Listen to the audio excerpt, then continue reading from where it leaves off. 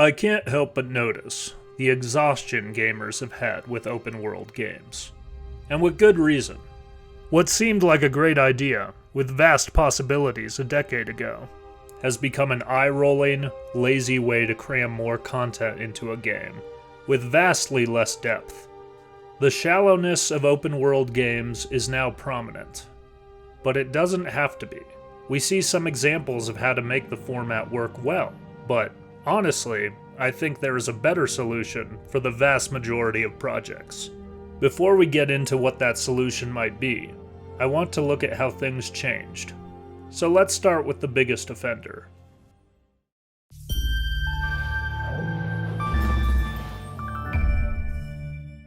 The most obvious offender of creating wide yet shallow pools is of course Ubisoft. But it wasn't always this way. I used to love much of Ubisoft's game library. These were the guys that created the old Rayman games, for crying out loud. Once the technology got to the point where realism could be pursued in the scope of action-adventure titles, they were right beside studios like Naughty Dog and Rockstar, crafting excellent adventure games with depth and well-developed characters. This is where we began to see a move towards expanding the scope of a game's environment, to the point where exploration of a game's map was almost as time-consuming as the game's main missions. In the early part of this process, they created a good balance of objectives versus traversal. I feel like this was due in part to having to create fresh and new experiences. Before Assassin's Creed, climbing a tower to unlock a region of the map was not a staple in open-world games. But in those early Assassin's Creed games, it felt like a natural part of exploring a city. The game was built around a specific type of exploration, and that made this kind of map unlocking make sense. This was also the case for Far Cry 3 when it came out.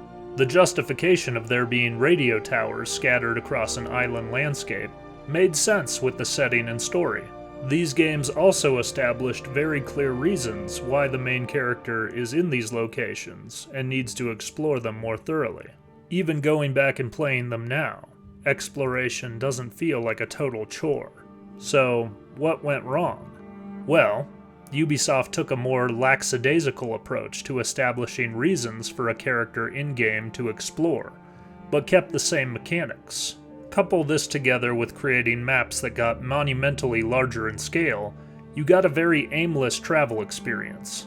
More of your time was spent getting somewhere than exploring, and half the time it felt like the character's actions were not representative of their place in the narrative. Ubisoft was good at creating story-driven games with focused character actions. Over time, the actions got stretched out.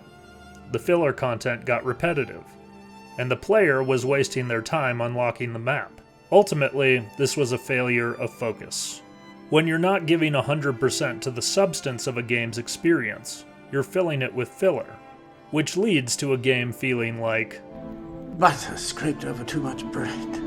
The worst thing about this is that when people complained about the lack of meaningful content, they just kept shoving more content into their games, but were using the same formula that got them into trouble in the first place. What made them lose their way was getting away from a tightly crafted experience and focusing on a handful of mechanics that were responsive but shallow. Assassin's Creed was never meant to be an RPG. Its foundations were much more focused on a simple gameplay loop, utilizing a smaller tool belt of options. This all led to what we know as the Ubisoft open world problem. But obviously the solution was right in front of them the whole time. Let's get into what that solution might look like for the industry at large. So firstly, let's look at some open world games that did work. Going back to the beginning of the open world trend, we can obviously look at Skyrim as a foundation that a lot of games built their concepts around. Not only was this a successful game when it came out, but it remained one of people's go-to experiences for the better part of a decade. Looking at Skyrim now, mechanically it is fairly simple in nature, but we see a vast amount of variation and freedom that allows the player to craft their own experience. If you want to do the main quest, you can do the main quest. If you just want to traverse the open world, you can do that. You can explore as many caves as you want to your heart's content. You are technically the central figure of the larger story at play in the world, but you don't have to focus on that if you don't want to. Ultimately, what set Skyrim apart from most gaming experiences was having a plethora of intricate goals to fulfill. If we look at any successful open world since this game, we can see that the open world services a larger amount of meaningful content. One of the biggest examples I can think of after Skyrim was Batman Arkham City. Arkham City largely adopted the earliest Assassin's Creed model of regional map unlocking as the story progressed. Each zone had very specifically crafted level designs that were centered around a different conflict that Batman had to overcome. Much like Assassin's Creed, every piece of level design was in service to the narrative and to building the development of the characters in the game, specifically the main character. Mix in some legendary voice acting, and you have an enthralling experience where exploration feels like it's going somewhere. You literally feel like you are living out a Batman animated series detective story, with a grittier undertone. The most recent example of an open world success I can think of is obviously Elden Ring. From Software is infamous for adding monumental amounts of detail in their games, through level design as well as item descriptions and boss encounters. Elden Ring is one of the first examples of a game that is so densely packed with content while having an extravagantly large map. Ultimately, that shows that the size of a map is less relevant to a game's quality rather than the amount of attention to detail put into level design and world building. But it takes a lot of development and a lot of very intentional writing to craft an immersive gaming experience to that scale. It literally took years of collaboration with George R.R. Martin, on top of other writing and development, to come up with the lore for this game alone. This game takes inspiration from several mythologies throughout human history, and ultimately creates something that appeals to a deeper search for significance in a world that is not so perfect. The fact that it's taken over a year for Elden Ring's DLC to come out speaks volumes to the amount of work that is needed to put together something this intricate and meaningful in an open world environment. So, in conclusion, open worlds can work, but due to the scale of a project like that, it takes an immense amount of development. So, what is the solution for gaming in general? Well, I think it's largely an issue of time versus scale. Ubisoft creates such shallow projects because the time and energy isn't given to crafting an intricate, detailed experience. This leads to repetitive content and an extremely bloated game. What I think would make gaming reach a certain baseline in general is to take a step back and go back to a model that was more common not too long ago. I like to call this model open traversal games. Open traversal games came about as a result of limits in technology, but it led to the success of some major franchises. So what do I mean when I say open traversal? Well, I would say it's pretty self-explanatory. If you've ever played a game where there are open zones that interconnect to other open zones, then you've played an open traversal game. Nintendo was infamous for revolutionizing this type of game design in their first 3D Zelda game, Ocarina of Time. They would go on to build on and perfect this model, and brought us masterpieces like Twilight Princess. These types of games emphasize story, but create lots of catered, more densely packed maps, with explorable content outside of the immediate story beats.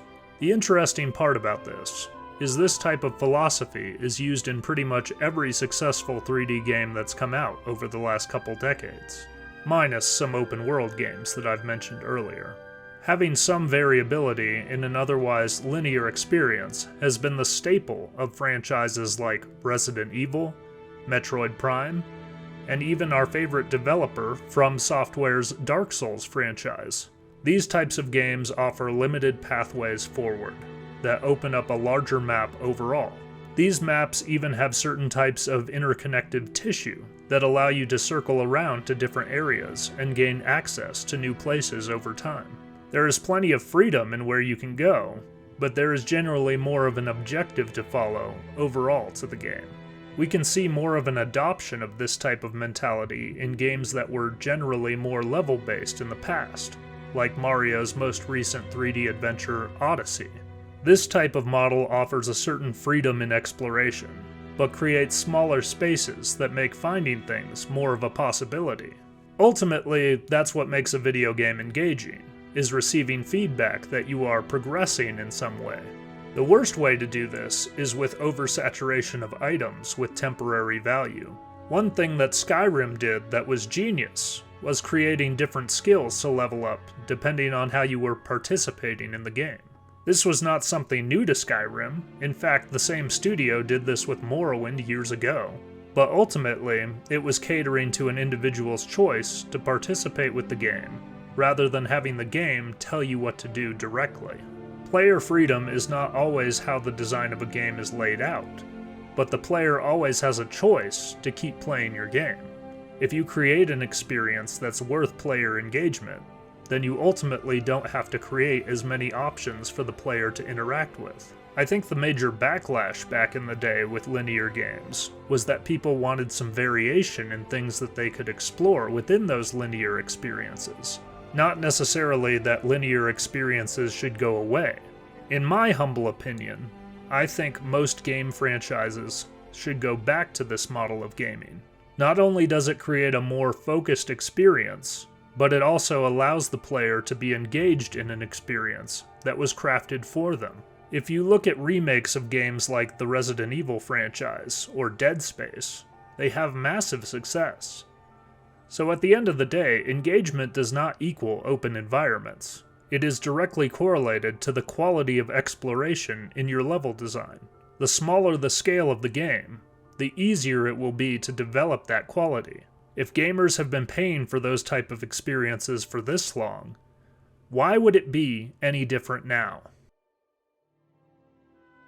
In conclusion, I am not one of those types of people that say that open world gaming is dead. I think there have been several examples, as I have just stated, of ways to do it correctly, but it just takes a lot of attention to detail and time to develop. I am a huge advocate for this semi-open world game model because I think it just works more frequently. If you look at the amount of games that copied the Zelda formula, and nowadays the amount of games that copy the Souls-like formula, I think it speaks for itself. Ultimately, gamers want meaningful experiences, and that takes creativity and time to craft. And it's easier to craft an immersive experience if you're not focused as much on size as function. I'll leave you with this little piece of wisdom from the great Master Yoda. Size matters not. Look at me. Judge me by my size, do you? And where you should not.